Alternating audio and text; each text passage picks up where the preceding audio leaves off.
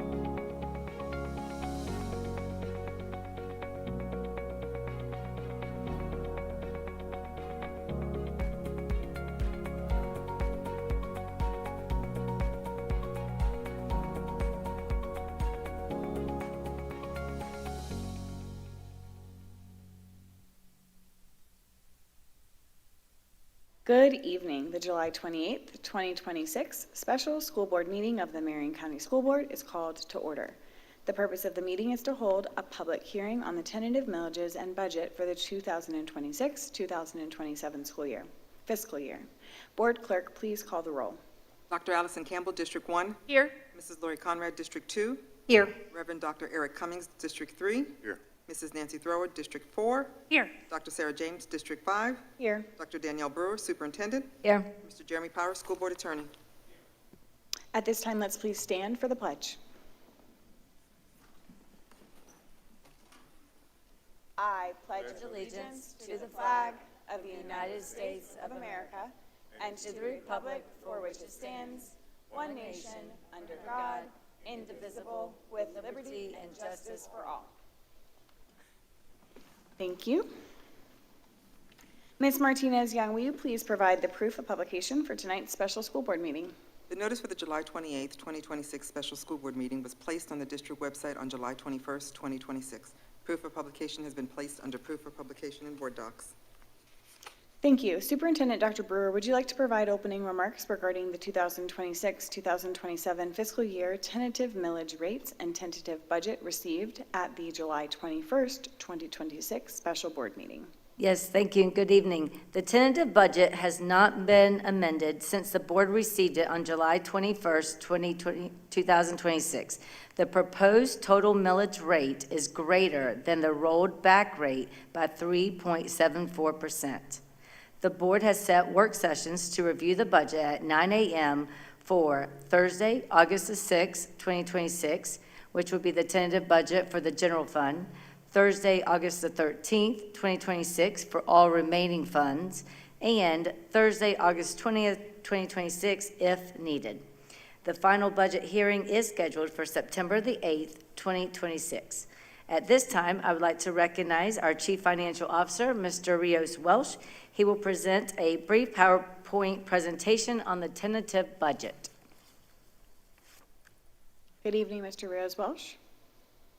Good evening, Chair James, members of the board, and members of the public. Can everyone hear me just fine? We can. Okay, great. All right. Okay. So I'm going to start off with some opening remarks, and I'm going to try to keep this presentation as brief as possible. As you guys know, we are here to talk about and hopefully get the adoption of our millage rates, our tentative budget, and I'm going to do a walkthrough of that budget, and we're going to start now. Okay, great. So let's talk about our budget goals and objectives. So as you can see here, We have a couple of major goals. The first is to align the budget and its initiatives with the strategic plan, which we just passed a few short months ago, which one of the key priorities is to make sure that we have we're being fiscally responsible. And I do want to mention that as part of this presentation, that it is one of the key priorities for our strategic plan. And then secondly, a goal is to leverage the available resources to maximize student learning. And next up here, let's talk about our dates. We can keep our timeline in front of us. As mentioned, we're had several meetings leading up to this, and our team, the Budget and Finance team, has done a tremendous amount of work. I think in the past, my predecessor has let the board know, and as many of you are aware, during this time of the year, our timeline is extremely compressed, with information coming fast and furious from Tallahassee, and we are usually scrambling in order to get the budget books complete, all lining up with today's presentation and the presentations that are going to be in August, as indicated by the timeline here. So we're here at the 28th.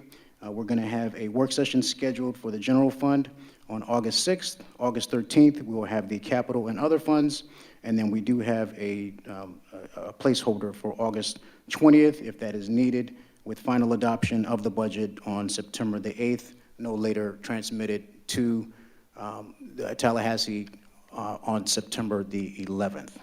Just as a point of correction, it's September 9th. You said 8th, but I just want to make sure the record's clear. It's the 9th, right? Correct. Okay, no worries. I just Thank wanted you. to make sure it was clear. Okay. And while we're on the topic of corrections, I do want to bring up just a typographical error as well. So in our advertisement for the published notice for increased property taxes, we did have a slight snafu in indicating that the percentage increase for our required local effort should read 3.29%, and it reads 3.39%. We've already communicated that to the Department of Revenue and corrected. It's not going to impact anything here today or cause any other necessary changes to this process. But I do want to be transparent in case that comes up and get that out of the way. Thank you. And you are correct. It's actually the 8th, but the PowerPoint is incorrect. So just for a matter of correction. So it is the 9th? It's the 8th. It is the 8th. Okay, thank you. We'll just make sure we get an updated PowerPoint attached to Yes, yep. Okay. And Please so then, continue. I'm sorry. Please continue. Thank you. All right. So we have a slide here with our students, which is the reason why we're here today. So we wanted to make sure we include some of our students so we can see, what the real purpose is of why we go through this process and keeping our North Star in front of us.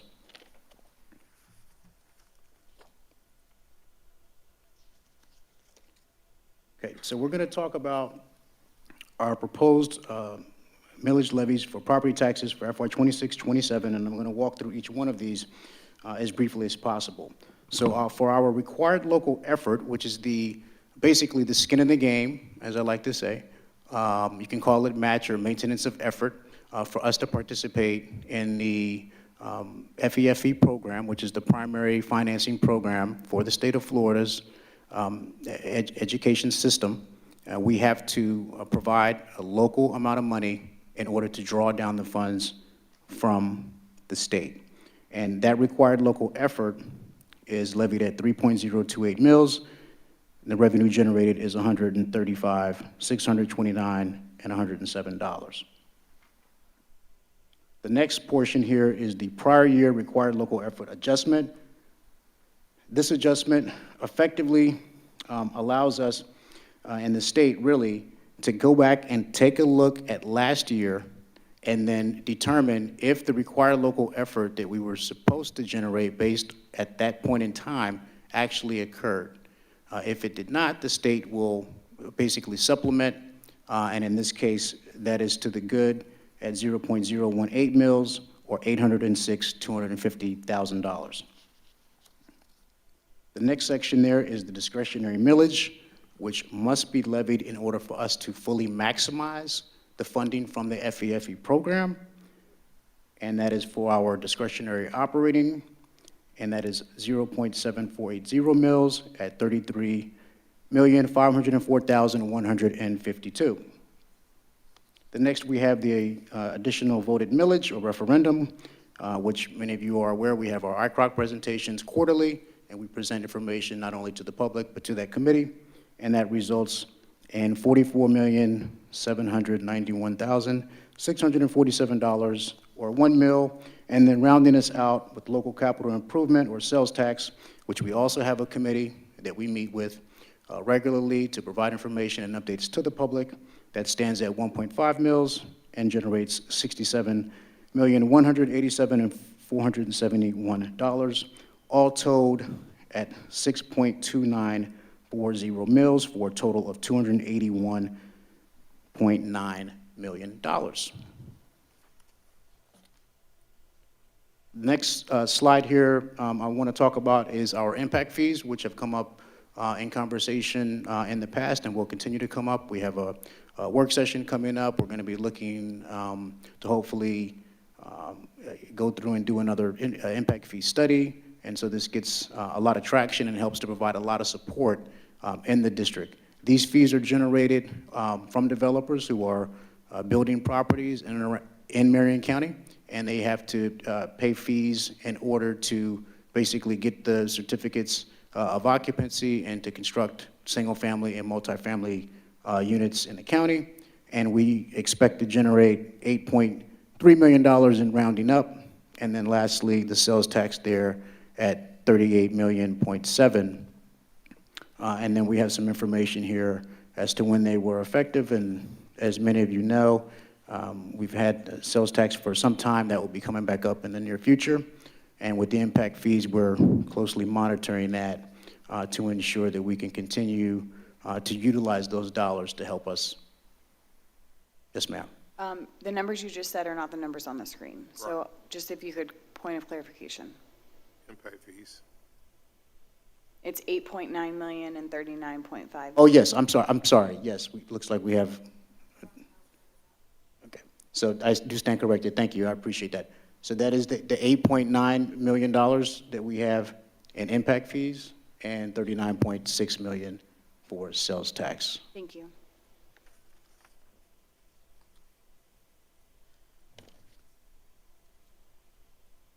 Okay, and here we have another slide with some of our students. Right, and then we're going to go through some highlights here. Okay, so we do have several, I would call them, there's some headwinds and there's some highlights. Of course, at the federal level, we have some uncertainty regarding federal funds and the stability of federal funds. As many of you are aware, we've continued to receive federal dollars and federal investment, but increasingly that has become not the norm, and there's been some policy shifts there. So we continue to monitor that, but are obviously thankful to continue to receive the support that we do have. And then we have our state funding there, so we're going to talk a little bit about that. We have an increase in our unweighted full-time equivalents, or our projection there. And one of the things I do want to mention is that as part of those students that we have, approximately 54,000 that we show for our full-time equivalent students, we have to deduct almost 8,300 students that are receiving family empowerment scholarships and other scholarships, which effectively means that we are taking about $77 million off of the top of our budget in order to provide a pass-through for those families that participate in that program. That is a state policy. That is not something that we control, but we have to recognize the revenue on our books, and we have to show the expense as well. So I do want to make sure that we are clear on that. We also had an increase this year, an $85 increase in the per student base student allocation, which is certainly something that we welcome. It's not always enough, but we certainly welcome an increase every year that we can get it. We also had some increases in some of our FAFP categoricals and class size reduction funds. And a lot of this information I will walk through during the presentation on August 6th and go into in greater detail. And then rounding this out, the TISA funds, which is the teacher salary increased allocation, which many of the board members have been briefed on that. and I think have received an update on where we stand with that. And then lastly, the public education capital outlay, or PICO dollars, that are provided or passed through to charter schools. We do not receive those funds here in Marion County. And then lastly, I just want to highlight that local assessed property value is up by 8.75%, and the required local millage decreased from 3.72 to 3.46. I do want to just quickly address something which is somewhat of a difficult concept to understand, which is that the property values in Marion County have gone up, but in the example of a $325,000 home that's not homesteaded, would likely see a decrease of about $9 and some odd change given this year. And the reason why that is the case is that although the property tax roll and the values in Marion County has grown, so that means that the pie has gotten much larger, and because the pie is much larger, because the values are higher, some taxpayers will receive a property tax cut. Other taxpayers who are purchasing new property or is not homesteaded would conceivably receive an increase because those homes are being purchased for the first time. And I think this has come up in previous presentations, but I wanted to make sure that I mention it here today as well. Nice picture there. Okay. So for the tentative budget total, we are looking at $1,234,000. 134 million. I'm sorry, it's a large number. $1,234,082,612. Now, I do want to clarify something which sometimes the public seems to maybe get a little bit confused about how our budget works and the size of the budget. So we have our general operating combined, which is at the top there, you see, at 54.06%, or $667.1 million. That is our operating budget. That is really the budget that, I'm not going to say it's the only budget that matters. All of the pieces or all of the funds matter, but this is the one that gets the most interest, and this is the one that we basically use as our general operating account, if I can use that example, or maybe a checking account if you want to put it into layman's terms. And then you have other funds that are effectively restricted. So debt service at 26.9, capital, special revenue and food service. We have special revenue other, and then we have our internal service fund, which we've talked about before. So all of the other funds outside of the general fund, including debt service and capital and food service, special revenue or federal funds, and our internal service fund, which includes our self-insured program, our general liability, all of those funds are effectively restricted. They have strings attached to them and can only be used for very specific purposes. And one thing to mention, $310 million for capital projects, well, that's a huge amount in terms of the overall budget. So I just want to make sure that the public understands that although we oftentimes will hear, well, the Marion County School Board is so large and has a $1.2 billion budget, well, almost half of that budget is restricted. We can only do certain things with it, and that $310.5 million, eventually, once we spend that down and get all of our schools built and all of the plans associated with that particular fund, unless we decide to continue to build or there's a necessity for that, those dollars will eventually go away, and they have to be spent down in a certain amount of time. And so you can see an ebb and flow, because if someone were to look at the budget from 10 or 20 years ago, obviously it was not this large, but we were not in the business of building schools or doing the large amount of facility improvements that we are now. So I hope that helps to clear that up.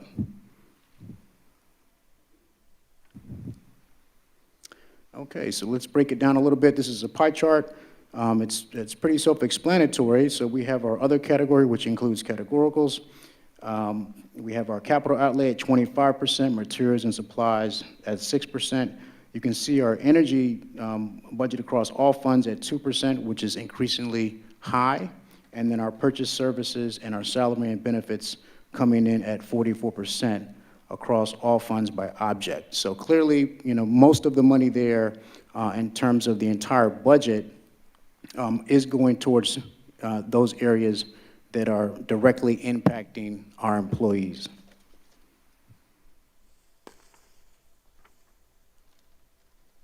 So when we talk about previously, what we're buying, and then we talk about, who we're buying things for, we talk about that in terms of function.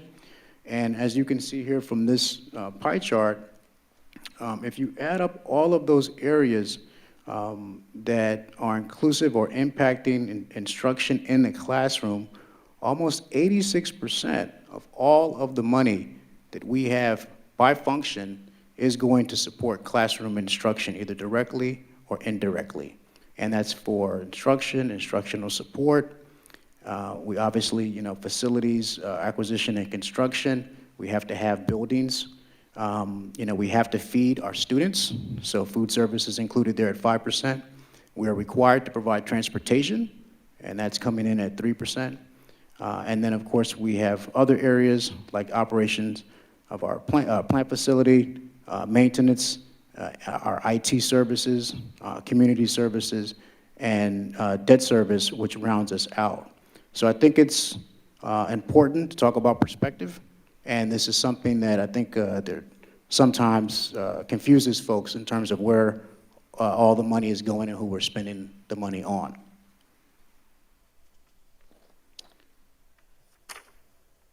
And this is a great picture to highlight that. And this is where most of the money is going, to support these beautiful students here that we serve each and every day. So for the general fund combined, in this next slide, we want to walk through those separate funds. And as I indicated, for the general fund, it's made up of those major three parts: the operating, adult education, and referendum. And the general fund operating is the one that gets a lot of attention. So when we talk about fund balance, when we talk about the financial condition of the district, yes, we look at it in its totality, but we also like to focus on the general fund.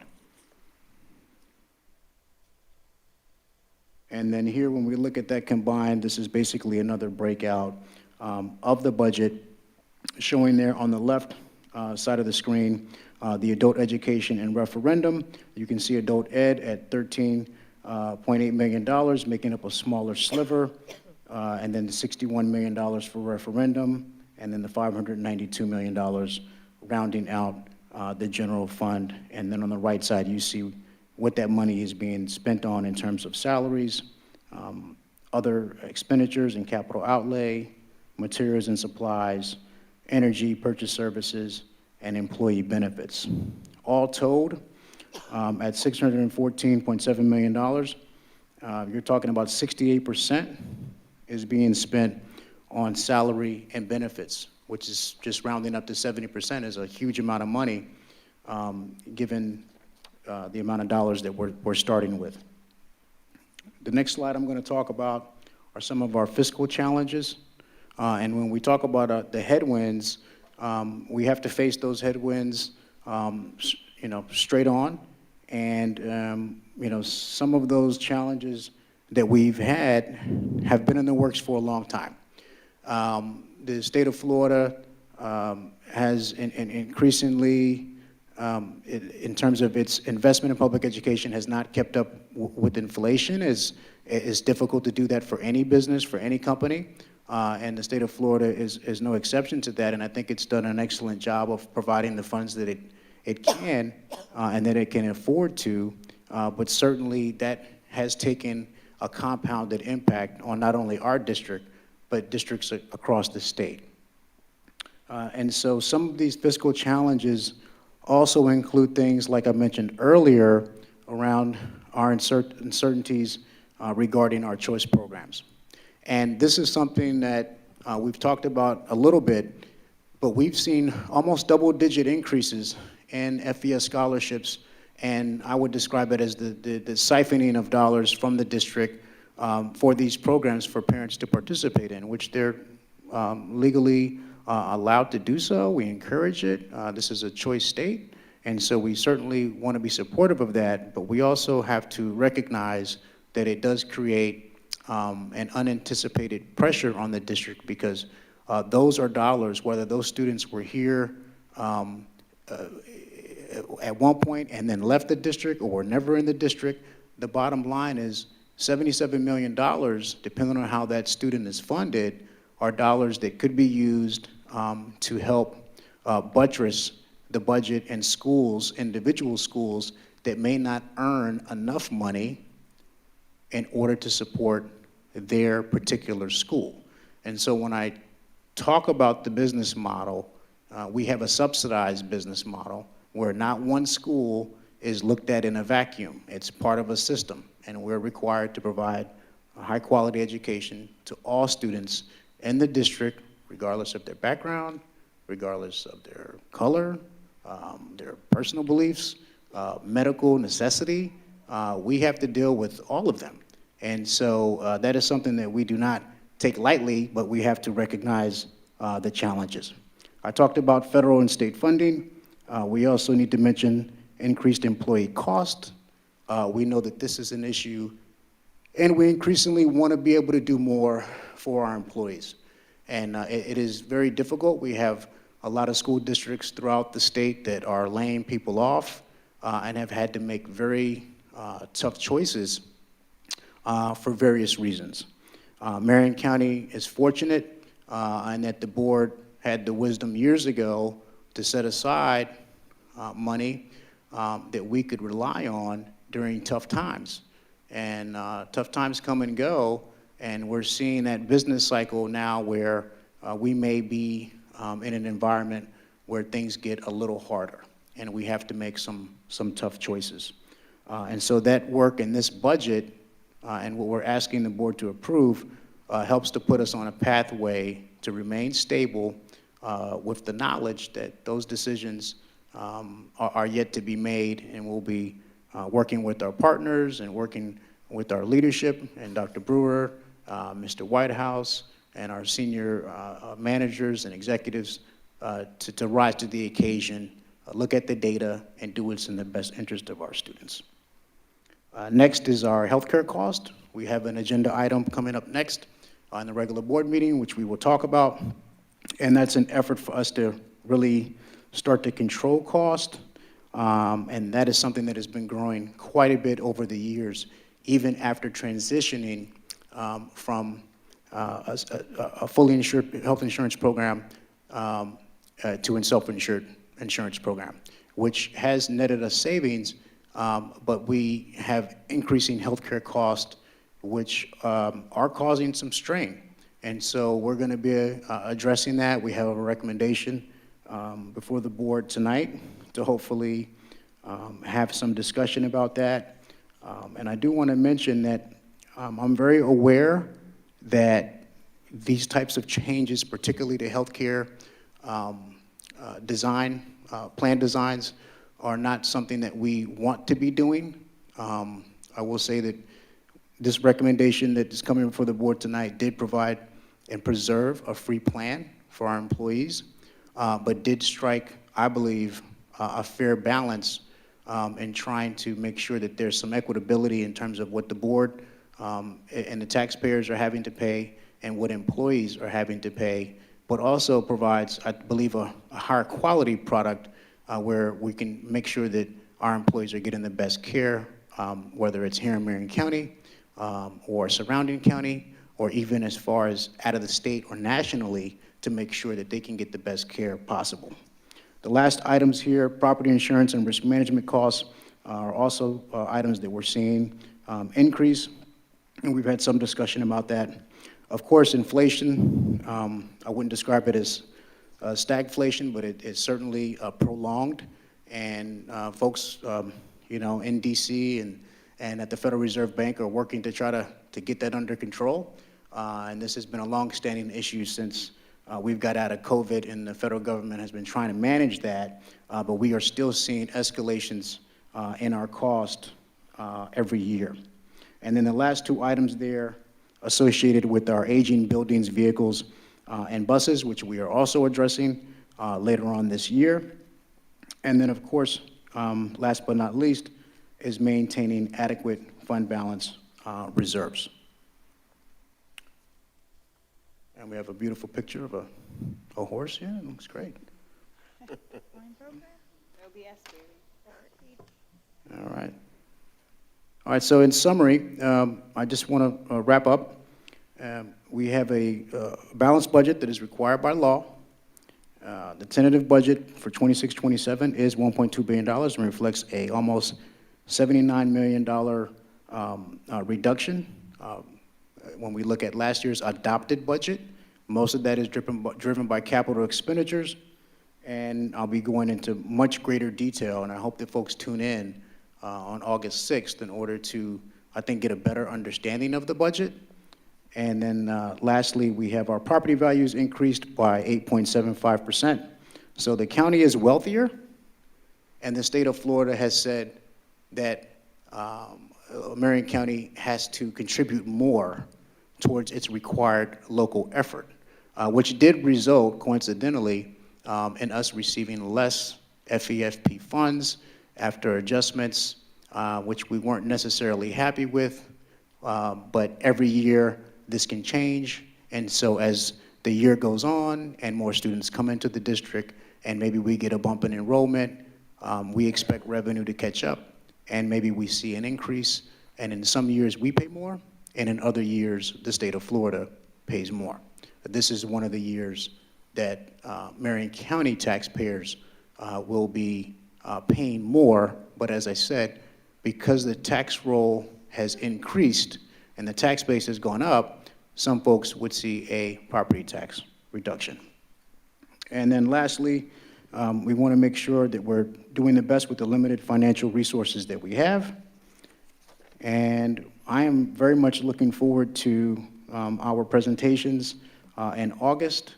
And I want to give a big shout out and thank you to the Budget and Finance team who has worked tirelessly on weekends for the last few weekends and late nights trying to pull all this information together with the most updated data available from the state via the second calculation. And we really appreciate their hard work.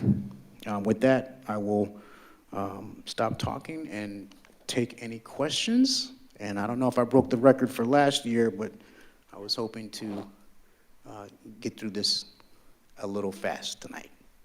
Well, thank you, Mr. Rios-Welsh. Board, is there any questions or comments for Mr. Rios-Welsh? Reverend Cummings. Thank you, Mr. Rios-Welsh, for the presentation. I just got one question, because I was looking at it. We know we have a $1.2, $1.3 billion budget.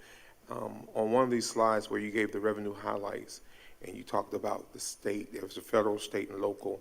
The last bullet in that middle section talks about the public education capital outlay, PICO funding, that goes to our charter school. Yes, sir. Can you give us an amount on that actually, because I think, again, just for clarity's sake, a lot of people don't understand that that money does not stay with us. That money is pass-through money to charter schools. So I think that needs to be said in this presentation. Yeah, we can see if we can pull that number now. If not, we will certainly provide that during next week's presentation. But to distinguish, there's two pieces. You know, we provide not only dollars for PICO for their capital improvements, but also if they have students that are attending their schools, that money flows just the same as it would for family empowerment scholarships. So we'll certainly pull that information. Yes, thank you. Yep. You're welcome. Board, any other questions or comments? Okay, Dr. Brewer. Hey, thank you, Mr. Rios-Welsh, for your leadership through this process, and to the entire business services team. At this time, I recommend the adoption of the tentative millages and tentative budget for the 2026-2027 fiscal year. So move. Oh, I have to read something before I ask for a motion. Thank you. The question occurs on the superintendent's recommendation to adopt the following tentative millages. required local effort millage at 3.0280 mils, required prior period funding adjustment millage at 0.0180 mils, discretionary millage at 0.748 mils, capital improvement millage at 1.5 mils, additional voted millage at 1 mils, for a total of 6.294 mils, and to adopt a tentative budget in the amount of $1,234,082,612. May I have a motion to adopt the 2026-2027 tentative millages of 6.2940 as set forth in the superintendent's recommendation? So moved. Second. A motion by Reverend Cummings and a second by Dr. Campbell. I declare a public hearing. Is there anyone present who wishes to address the board concerning the proposed millages or rolled back rate? All right, hearing none. Board, is there any further discussion? All right, all those in favor say aye. Aye. Aye. Motion passes 5-0. May I have a motion to adopt the 2026-2027 tentative budget in the amount of $1,234,082,612. Motion to approve. Second. A motion by Board Member Conrad and a second by Board Member Cummings. I declare a public hearing. Is there anyone present who wishes to address the board concerning the tentative budget? All right, hearing none. Board, any further discussion? Okay, all those in favor say aye. Aye. Aye. Motion passes 5-0. There being no further business in this meeting, may I have a motion to adjourn? Motion to adjourn the special school board meeting. Second. A motion by Board Member Campbell and a second by Board Member Thrower. This meeting will adjourn at 6:05. Please give us about 5 minutes to reset for the next meeting.